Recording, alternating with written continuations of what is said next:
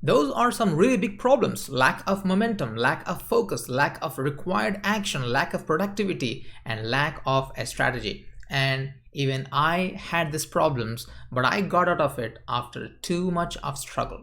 So here's a quick story of how I got into this field of memory and brain power. Now, when I was a kid, I used to have a terrible memory. I couldn't even memorize even a 5-digit telephone number. So all I wanted to do at that time was to train my memory and remember a 5-digit telephone number. And the reason why 5 digits is because at that time in my city I was living in, we used to have a 5-digit telephone numbers, and I was having trouble with that as well. So first of all, I didn't know what to do, and this was before the internet. So you couldn't just Google and look for some techniques. So the only way to do that is to either ask people how to do that, and number two is to get some books. And here's the next thing I did. I took massive action every day of my life for 3 months. And what happened? I went from 5 digits to 10 digits to 50 digits to 100 digits, and I broke the national record by memorizing a 1070 digit number. And later on, these skills really helped me to become a grandmaster of memory and even break a Guinness record in memory. So if I look back, there are really two things that really helped me in my life. Number one is the techniques, how to improve your memory. And number two is the action. Practice.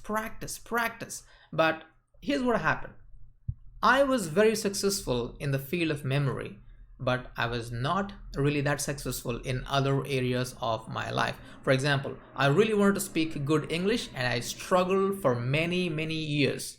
So it was not like as fast as I just picked up memory, right? And number two is I wanted to start a business, and I started a business, but it took me more than 10 years to stabilize. So I just started wondering, so is it just, and I just got lucky in the field of memory that I just picked up everything so fast, but I was not lucky in the other areas? And then it dawned on me, what was really the missing piece in the puzzle in my life was missing of the action.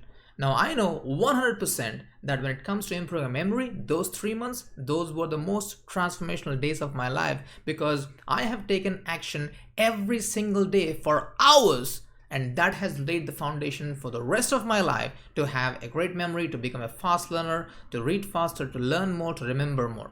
That's all I did. But deep down in my heart, I know that I have not taken that level of action for speaking English.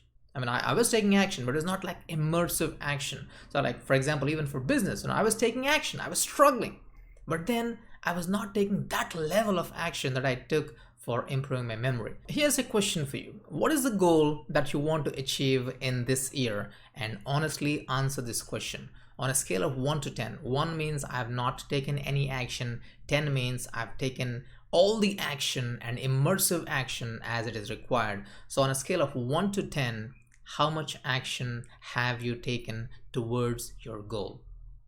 And probably that'll give you some idea as to why sometimes we don't achieve the goals that we want in our life.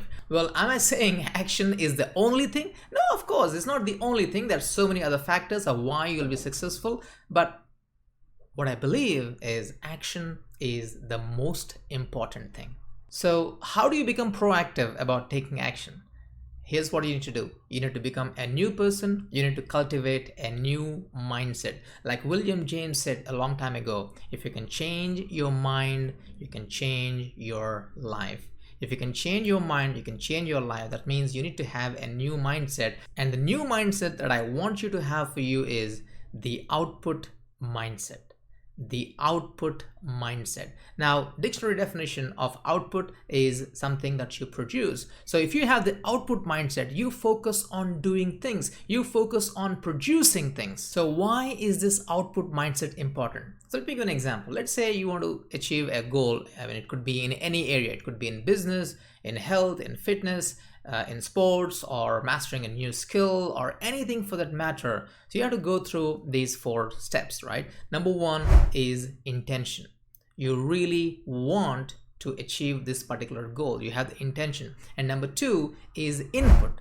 Input is where now you learn how to achieve that goal. This is usually typically, you read books, you watch videos, you read articles, or you go to seminars, workshops. So that's what you do, the input. And number 3 is the output. So output is the action that you take based on what you did in the input stage. And step 4 is the outcome. Not only you need to take the action at the output stage, but also you must ensure that am I taking the right action, and that is driving me to get the outcomes, the results that I want in my life. Intention is what you want, input is what you need, output is what you do, and outcome is what you get. But here's what typically happens. In the intention stage, people really want something really bad. That's the reason why you set new goals, you have your resolutions. So intention is very important. But then when it comes to input, this is where most people spend a lot of their time and energy. They want to acquire new information. On a scale of 1 to 10, I would say many people, they have their number of input is 7, 8, 9, and 10. They keep on learning. Learning is a good thing. But then the next step is output, is the action. On a scale of 1 to 10, I have seen that many people, the level of output is usually below 5. And in many cases, it's 1 or 2. Like I said earlier, many people underestimate the amount of action it requires to achieve a goal. And the next step is outcome. In the outcome, the results are not at level 10. It's because their output was not at level 10. All 4 are very important, but if you focus more on the output, your life will radically change, because this is what I say. Lifelong action always beats lifelong learning.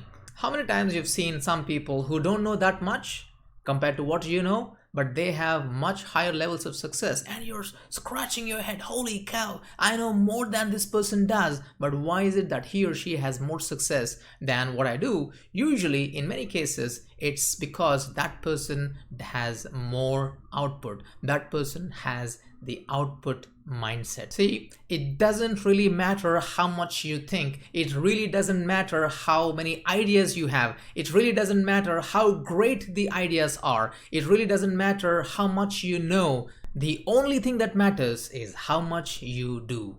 That's all that matters.